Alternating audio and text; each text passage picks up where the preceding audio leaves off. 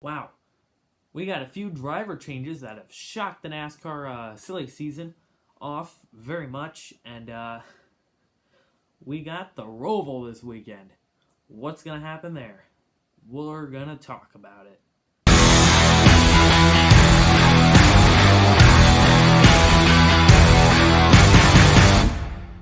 What's going on, guys? Cool 200 here, back with another video. Welcome to the NASCAR Lounge, and today we are here to bring up some exciting news and some sporadic news for sure. I want to first start things off with the breaking news. We all saw this coming. Christopher Bell is finally going to the 95. Like I said, honestly, we all knew this. This is a great move. The 95 is of course, Joe Gibbs affiliated race car. So as you see right there, breaking news, Christopher Bell to the 95.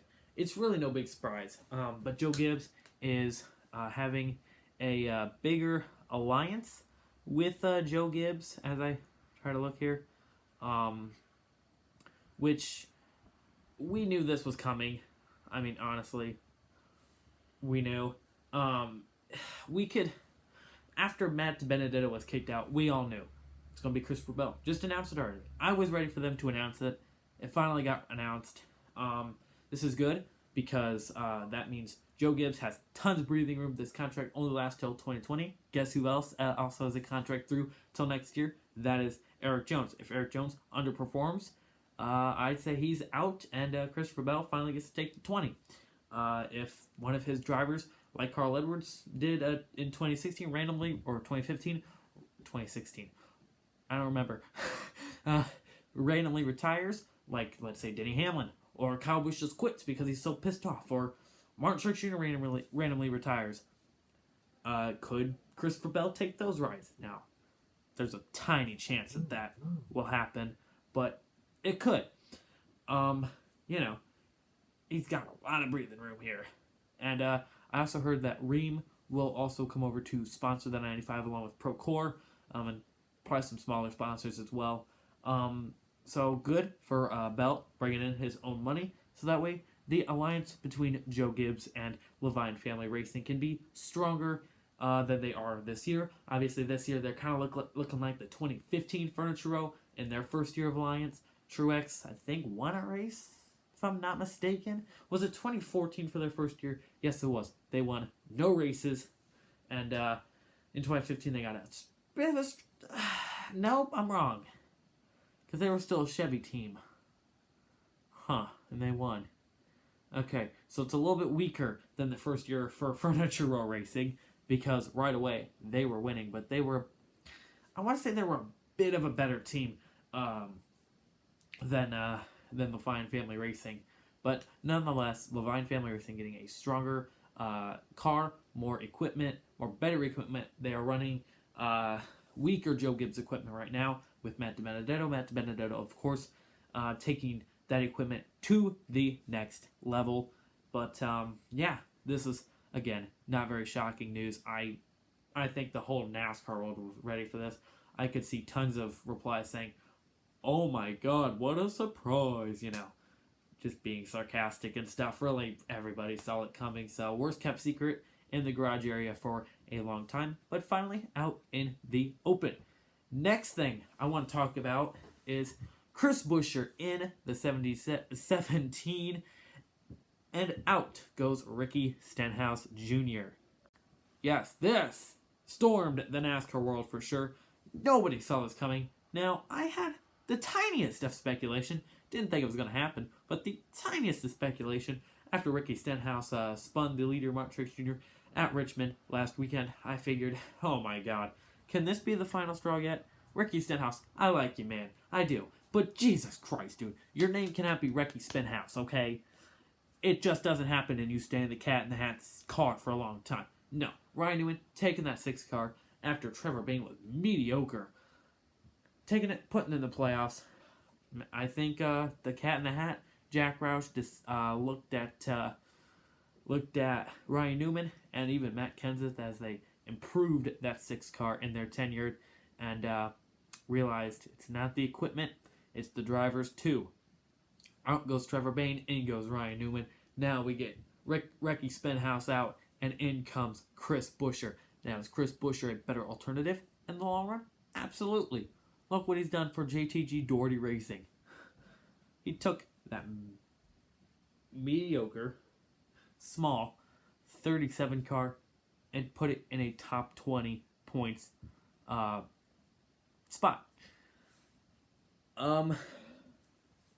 It's great, really is. I think Chris Buescher has learned a lot.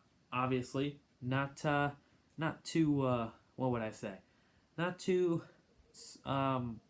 new with Roush though, because if we all remember, 2015 he won the Xfinity, or what was then the Nationwide Series, with the 60 car. The last time the 60 car was relevant by any sort of the imagination, was winning the championship in 2015. So then he was moved to the 34 car in 2016 and won a fog short race at Pocono. Still counts as a win, so good on him. So he does have a win, a rookie winning.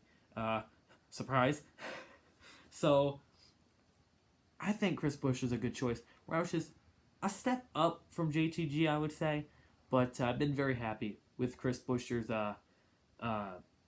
racing this year. He's really impressed. He's definitely been under the radar. So, again, big surprise, but really cool to see. And we do have a little message here from Adam Stearns. We're going to go ahead and look at that. It says, at JTG Doherty Racing has an exclusive window to resign Chris Buescher. So it looks like they were going to, re-sign Chris Buescher. They just were waiting for sponsorship and stuff. But Roush said, hold on just a second. But it didn't have the deal signed when the window expired, as it was still finalizing sponsorship, allowing at Roush Fenway to pounce. Buescher is expected to address the move shortly via... Okay, so he already did that, I do believe. But, yes, so as you saw, JTG was still working on Kroger and their small sponsorships to re-sign. I wouldn't imagine they wouldn't have, because Chris Buescher has been doing phenomenal for that team. And obviously they're sponsoring Ryan Preece, so I really don't see them pulling their sponsorship by any means. But with that said, Roush saw that opportunity, said, finally, goodbye, Stenhouse, and gave him the big old boot and put Chris Buescher in the 17. Now, I think, again, this is a great move. But who's going to be in that 37 car? So, a lot of people have been suggesting Daniel Hamrick. I think that's an okay move. And some people have selected Ross Chastain. In my opinion, well, first, let's talk about Ricky. Honestly, I think unless he gets a ride with the 38 car, he's done. I really do. I don't see him being put in the 17, or the... just came for the 17. I don't see him being put in the... excuse me. The 37, simply because I think Chris Buescher and Chris Buescher, I think JTG Doherty has seen what Stenhouse has done, and that's not something they want to put up with. And Stenhouse really doesn't have his own sponsors, maybe NOS, but I didn't doubt that. Because Fastenal, Sunny D, Fifth Third Bank, what other sponsor? I think those are the only three, pretty sure, are really Roush sponsors. So I think they're going to stay on the hood and be there for Chris Buescher, Ricky Stenhouse. Like I said, unless he goes to 38, he's done. I mean, I think he might go to the 38, but we'll see. We'll see about that one. Now for the 37, I think it will be. I think it's going to be Daniel Hamrick. Now, personally, I want it to be Ross Chastain. I think this would be smart. JTG puts Ross Chastain in, removes him from the 15, leaving the 15 car open for Premium Motorsports. And Ross Chastain comes in, gets more of an ability to race these faster cars. Obviously, JTG is a big step up from Premium Motorsports for sure. So I think that Chris Buescher, Ross Chastain should come into the 37, build up more experience driving these faster cars with better engines and a better team, build more of that experience, then jump to the other two car stable of Chip Ganassi whenever Kurt Busch decides to leave. But I don't see that happening. I do see Daniel Hamrick being put in that 37. We're just going to see when it gets announced, but I really do think that Daniel Hamrick has a surprise ride open and another Chevy, so that's good news. But yeah, I feel like that'd be smart for Ross Chastain's career, because the sponsorship may be there. You know, Kroger and their small sponsors, they're going to be on that hood. Just got to have a talented driver. And that talented driver is Ross Chastain. You know, you move him from the 15, put him in the 37, give some nice experience, then move him to the 1 for Chip Ganassi Racing. But of course, those two teams not aligned, so the chances of that happening is very slim. But it could happen, just doubtful. So that's the big news. Also wanted to mention Cliff Daniels will be on with the 95. Mike Wheeler, Denny Hamlin's old crew chief, who has been crew chiefing or spottering for the 95 this year from Ed Benedetto, is going to get bumped up to a different position, basically a step higher from crew chief. So he will be more at the shop and less at the track. So yeah, Cliff Daniels has been working with Christopher Bell in the Xfinity Series, and he's won 14 races with Matt Kenseth, and he's got a lot of experience. So I think that'll help that 95 as well. Moving a crew chief that knows the driver very well with him into the Cup Series, I think that's smart. Now, do I think Christopher Bell is going to be a playoff contender by any means? Maybe. We'll have to see how strong that alliance is. I'd like to say he will. I think the 95 will be fast next year, but I think he's just going to barely miss the playoffs because rookies seem to have a really big slump in their first year. Chase Elliott, close to winning a race, made it through the round of 12, but no wins. Kyle Larson, took him a few years to get a win and make it to the playoffs. Chris Buescher's a different story. He won. Fog short, of course. Who else did we have? Daniel Hamrick, Ryan Preece. I know they were terrible teams, but haven't won. So, you know, we're in that rookie slump, you know. So, do I think he'll come out and win? No. Do I think he may make the playoffs? I think he's going to be close. He may punch his way in with some points. I don't count that out. And Chris Buescher, do I think he'll make the playoffs? 20th in points this year. That 17 really isn't that strong, or at least Ricky Stenhouse isn't making it look that strong, which there's a key there. But, again, I think he's there with Matt Benedetto now, or Christopher Bell now. Sorry. They're all scrambling my eggs in my brain right now. So, it's tough to say. We'll have to wait. I know 2020 predictions are already happening, but we'll have to see what happens. So, with that said, guys, let's go ahead and predict the Roval. That is this weekend. It's going to be a crazy shit show. Do I think there's going to be a lot of wrecks like there was last year? No. I think they've had enough time to simulate this race now. I think they've got some notes from last year. Jimmy Johnson better be writing down some serious notes, if you know what I'm saying. Same with Brad Keselowski. So, I don't think the Tom's Heartburn turn is going to be as crazy this year. God, if they say that so much this year, I'm going to just manually go up there myself and kick the door in and do some stuff. Probably take their headphones. But with that said, I don't think it's going to be as chaotic. I think it's still going to be chaotic. You're definitely going to see some wrecks. They don't have this track fully figured out yet. It's going to be interesting to really see what happens. But this one is a wild card to pick a race. Truex has now won 2 of the round of 16 races, and he was pretty damn good here last year as well. I'd hate to say it, but Truex may be going for the round of 16 sweep.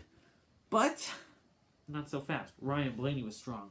Kyle Larson was strong until he got absolutely destroyed by Brad Keselowski.